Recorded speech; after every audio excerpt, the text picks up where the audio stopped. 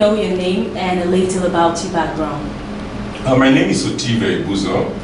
I'm the Executive Director of the African Center for Leadership Strategy and Development. I come from Delta State.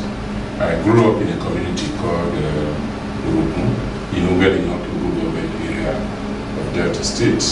I'm a pharmacist, policy analyst, strategist, and development expert. Okay.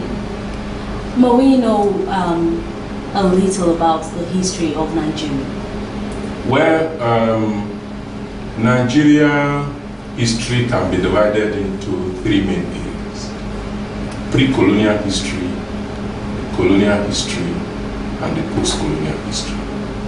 The pre-colonial history was when Nigerian communities and kingdoms were diverse, they are different, with their own political, economic, and social systems. So you have the Urobo bureaucratic system, you have the Benin Empire, you have the Oyo Empire, you have the Hausa states.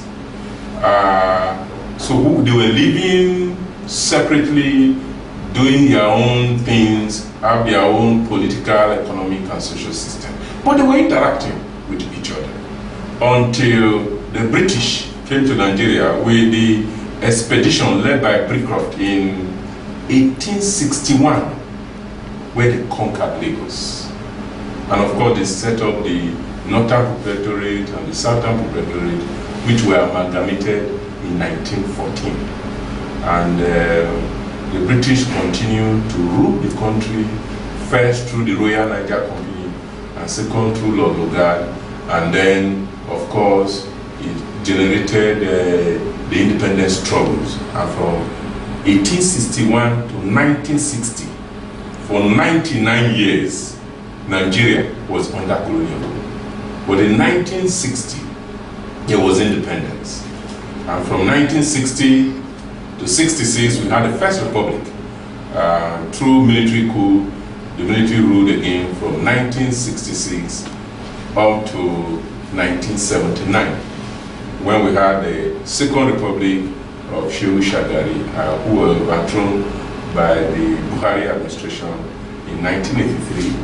Buhari was overthrown by Babangida. Babangida was stepped aside, and Abacha came in. And then, of course, Obasanjo came back to rule in 1999 to 2007. And from 2007, we had Yar'Adua, unfortunately died. And then, presently, President Goodluck Ebele Jonathan as the President and Commander-in-Chief of the Armed Forces of the Federal Republic of Nigeria. So that is a brief history of Nigeria. Great insights there. Now, please, we know Nigeria is 53 today. What, in your own words, is the essence of independence? What does it really mean to you? Well, if you want to look at the essence of independence, you will look back to the people who were fighting for independence. What did they say they wanted? First is that as human beings, no human being would want to be ruled or governed by foreigners. And so the independence move was to have self-governance, to have a situation where Nigerians will govern Nigerians. And it was taught at that time, I mean, it was popularized by Kwame Nkrumah, that seeking first political independence and all of that things will follow. There was the thought that if you have political independence, then there will be economic prosperity, the standard of living of people will increase. So those were the motivation for the struggle for independence, that our resources will no longer be plundered by British Empire, but the resources of Nigeria will be used for the development of Nigeria and for the benefit of the citizens of Nigeria. All right, looking at all the external factors that surround Nigeria as a country, would you say Nigeria, in the real sense of it, is independent? Well, politically, Nigeria is independent in the sense that right from 1960, Nigerians are governed by Nigerians. But in many respects, Nigeria cannot claim to be independent in terms of the economy, for instance, because we see that the leadership of the country, they have not been able to translate the political independence into self-reliance and economic independence. And so you see Nigeria depending almost solely on a single product oil.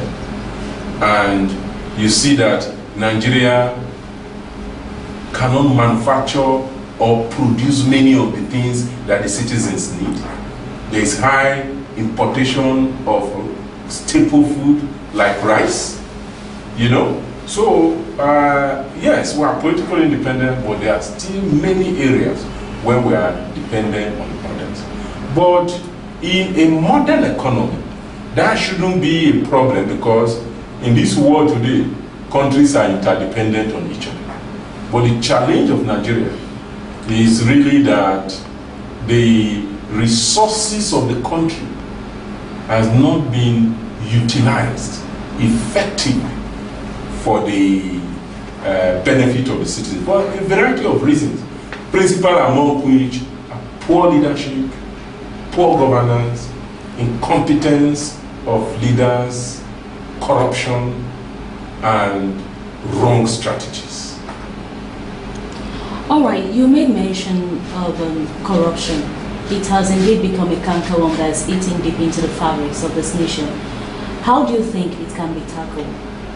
Well, there is an argument that we have always made, that anywhere in the world where we have monopoly, where we have unfettered discretion, and you have lack of integrity, you have lack of transparency and accountability, corruption will thrive. And so, if you want to deal with corruption, it has to be through multiple strategies.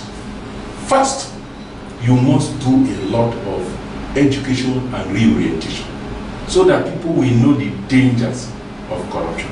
Secondly, you must put in place laws and mechanisms to fight corruption, including anti-corruption agencies. But thirdly, and perhaps most importantly, is that you must put systems in place, mechanisms in place, integrity systems that will make corruptible transactions impossible, if not difficult. Once you put that in place, because what we have found out studying corruption across the world is that anywhere you allow people to engage in corruptible practices and the benefit of corruption outweighs the possibility of being caught and being prosecuted, then corruption will thrive. So, unfortunately, and I think this is a challenge in Nigeria, emphasis has been placed unduly on anti-corruption agencies without looking at integrity of the system, without focusing on putting mechanism and system in place, so that it is only really those people who are deviant that will engage in corruptible transactions, such that you can even make the system such that even those deviants, you'll be able to catch them, deal with them, and then it will serve as deterrence.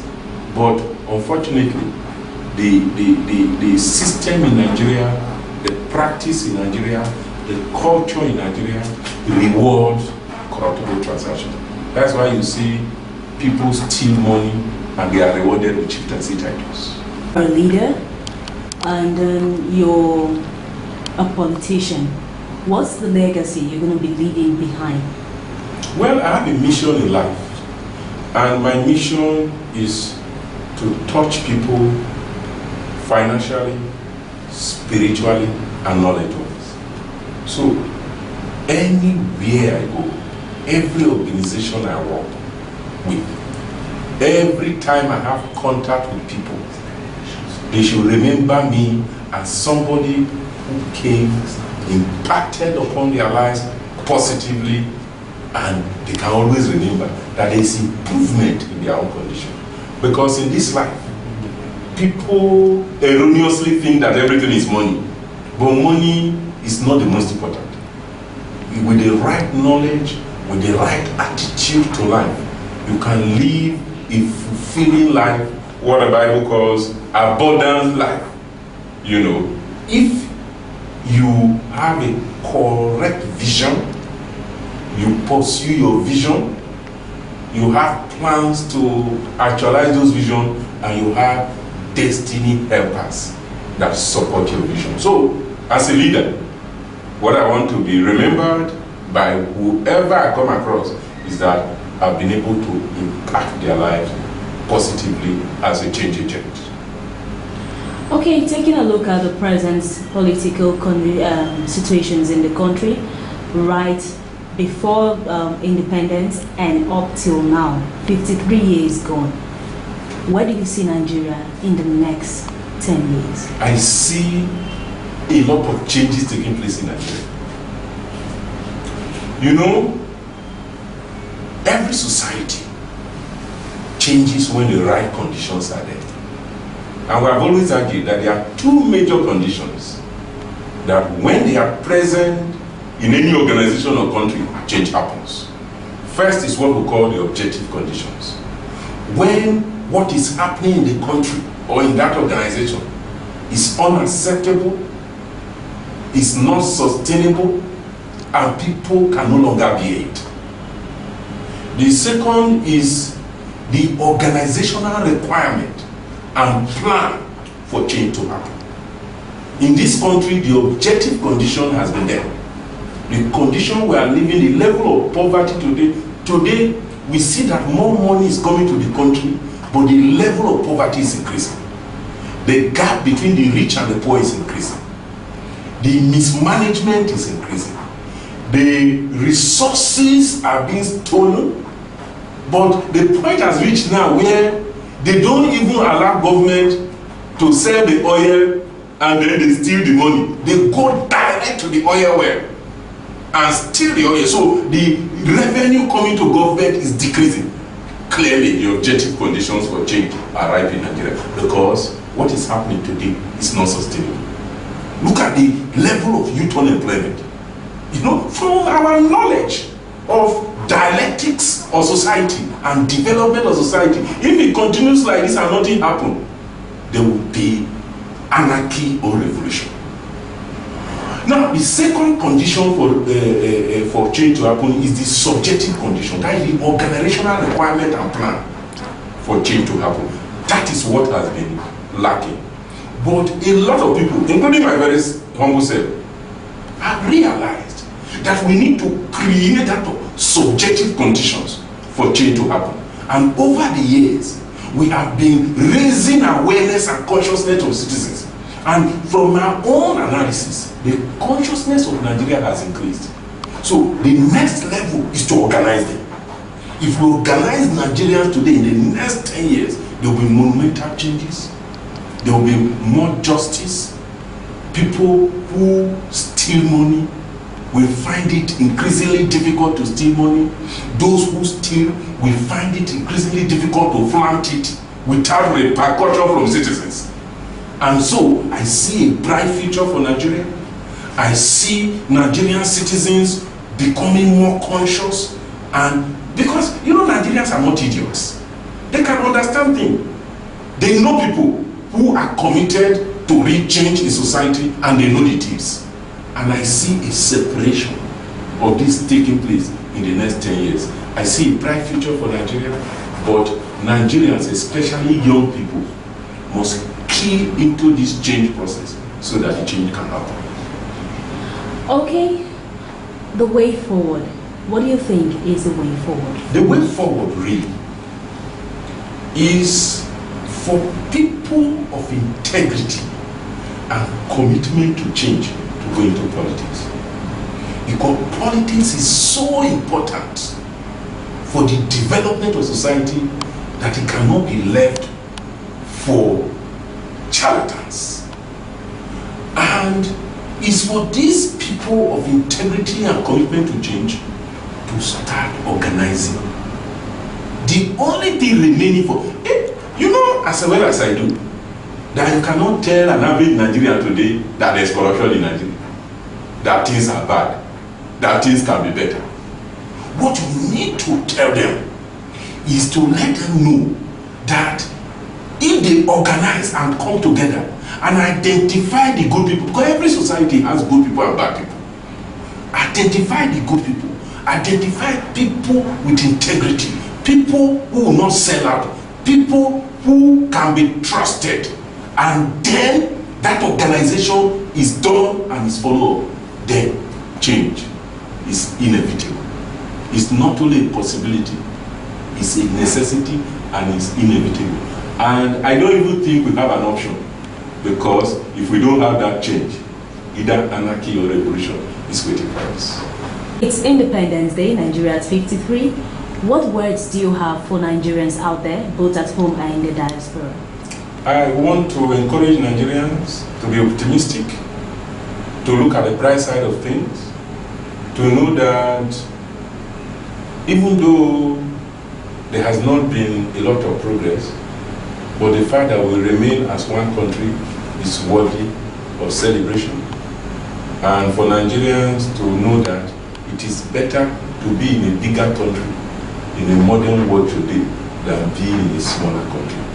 We should do everything to make sure we remain together as one Nigeria, but not as it is presently constituted or structured, but one Nigeria where there is equity, one Nigeria where there is justice, one Nigeria where there is opportunities for young people, one Nigeria where there is opportunity for both the rich and the poor, one Nigeria where there is good governance, one Nigeria where there is progress, one Nigeria where there is prosperity, one Nigeria where there is no discrimination between the majority tribes and the minority tribe, one Nigeria where everybody can truly say that yes, I'm a proud Nigerian. Thank you very much, sir, for your time. It's been wonderful. My name is Otive Igbuzor, Executive Director of the African Center for Leadership Strategy and Development. I wish every Nigerian a happy independence celebration. We have every reason to celebrate because there is light at the end of the tunnel. Thank you. Awesome.